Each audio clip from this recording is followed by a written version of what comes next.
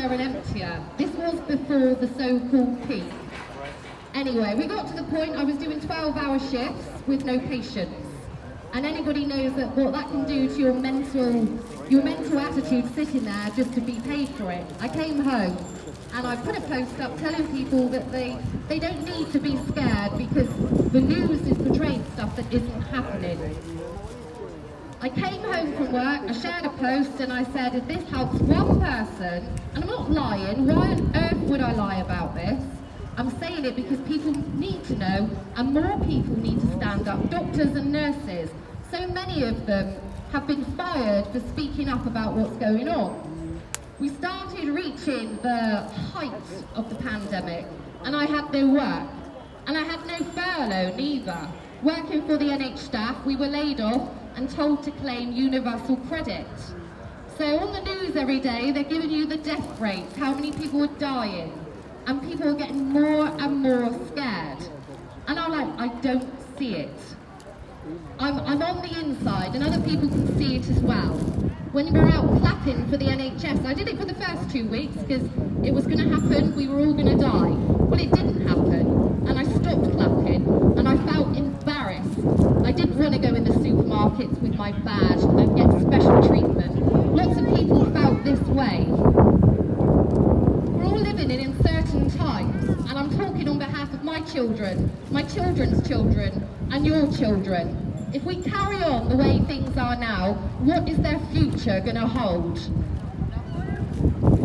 My job as a healthcare assistant, I've worked on several wards, and I'm at the point now, working, I don't want to go to work. I love my job. I don't want to go to work because of the mask wearing. I'm anti-mask. I believe that I am safe, that my immunity is safe.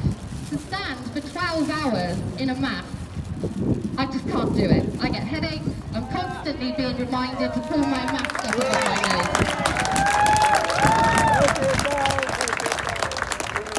How on earth, if everybody is wearing masks and I'm wearing a mask, why do we need to social distance? It doesn't make sense. Lots of you now, I think the government have actually done us a massive favour by putting in the new rules and guidelines. Because people are like, oh, we only have to be in groups of 6 now. You know, this is 6 months on. I'm surprised people didn't start questioning it 4 months on when we have to start wearing masks. The disease is dying out. I'm not denying that there is a flu coronavirus, but the numbers don't add up. More people die of the flu. If you sit down and you do your maths, you go on the World Health Population Organization, divide it, you will see that not even half a percentage of the world population have died from this virus. And those that have died have been very vulnerable people. Very vulnerable people catch the flu and they die of the flu. I believe this to be no different. We have a flu vaccine. We still get the flu, people still die. We had a SARS and MERS outbreak 15 years ago. There's still no vaccine that can cure this. And if people really believe that they can come up with a vaccine for this, that's 99.95% against your odds of getting it, why do we need a vaccine for it? We didn't have a vaccine for SARS and MERS. We're not going to get one for this. And I don't want to be a guinea pig for this.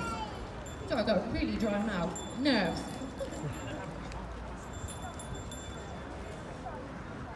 All the rules, they're not law. Lots of you, too scared to go in a shop without a mask on. I've been shopping without a mask from the start. Nobody says anything. Yay. Half of the people in that shopping are wearing their masks under their nose because they're too scared for anybody to have a go at them. People need to start taking their masks off. Walk around and be free. Right. You're only asking for your human right to breathe. Once that's taken away, what is next? On March the 19th, 3 days prior to lockdown, the government announced that the COVID-19 was a non-highly contagious infectious disease. This is on the government website, so read about it. Find out some information and stop watching the BBC News, because they're lying to us. Lies! Liars!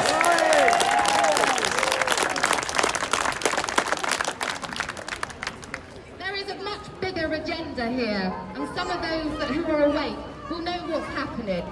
The BBC, Facebook, they're all owned by the same people. All the news channels. Bill Gates, he's a lovely man, isn't he? Saving us all, making this vaccine. He more or less owns the World Health Organization. Go where the money is, follow the money. Follow the money. All of the second waves, where have they come from? They haven't come from and they haven't happened yet. No. All the beaches, all the festivals that people have gone to. I went to London 3 weeks ago and stood in a crowd of 35,000 people. We were like this. Where has all of the new cases, all the new deaths, the second wave? It hasn't happened. Yes, there are more cases because we are testing every time. Why are we testing? What is the point of testing? To frighten people. Exactly. Control. Exactly right. Because of the lockdown, we've had double the suicide rate from this time last year. More people are dying because of this than those who would normally die. People working, people not living, people that are in hospitals and care homes. It's been 6 months now since they've had visitors. What is going on? Why can't you go in and wear a mask and visit your family member? Why can't you visit them anyway? Apparently, we might have a new lockdown in 2 weeks' time, or 10 PM curfews. You've got to be saying now, the numbers are going down. Why are they suddenly introducing all these new rules? This time, if a lockdown happens, I don't believe that people are going to abide by it. That's right. We all understand that we have to follow rules, but some of the rules are not law. The mask wearing is mandatory and not compulsory. We need more people than ever now to really say, off with the mask. This is my face and my space, as one of my friends has said. But we're being scaremongered beyond belief. People going out driving cars with gloves and masks on. People are talking up. Doctors, nurses. They've lost their jobs over it. I haven't lost mine yet. I'm not telling any lies. I'm not saying it doesn't exist. I'm saying the numbers, they are all wrong. People thought the hospitals were overflowing. They weren't, they were empty. I had no work for 3 weeks.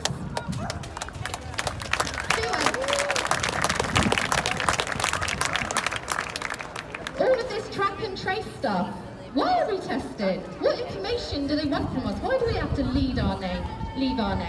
So we can be imprisoned in our homes if we test positive? I'd like to see now if we all had a test. I'm sure we'd all test positive because we all have that coronavirus in our body from previous viruses and colds. Right. Doctor, that's right. for a virus, what do they say? I can't do anything for a virus. Big names coincidentally die, people that speak out. This is old news, but people like Rick Mail, Jill Dando. Yeah. When they want to speak up about Jimmy Savile and the massive farming. That's right. Yeah.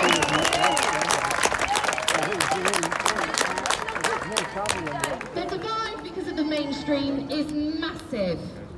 The Nightingale hospitals used to scare people. How many were built and not used?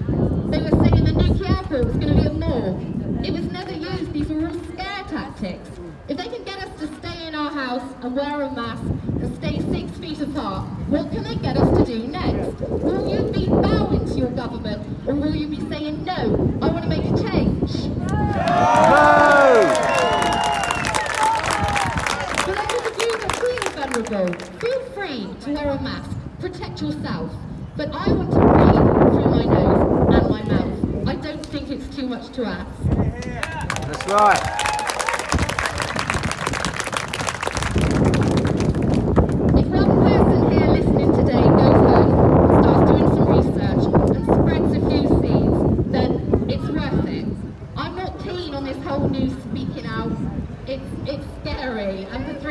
Well done. It's like, oh. But there's going to be loads of you out there that have got your stories. Yeah. Start speaking out. Start saying things on Facebook and social media.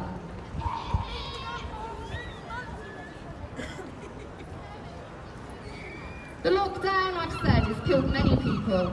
But it's not just us as well that know it's wrong. The police, they're here to serve us. I'm not complaining about the police. They've got family, they've got children, but they know that this is wrong as well. A good percentage of them. Yeah. They've seen what's been happening. Yeah.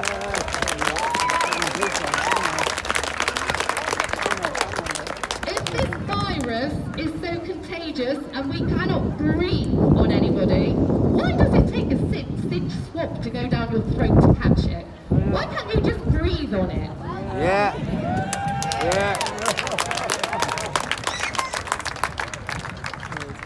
Anyway, I probably have bits to say, but my mouth is so dry. Thank you for listening, and I just want to say, live in love and not fear. That's right. Hey!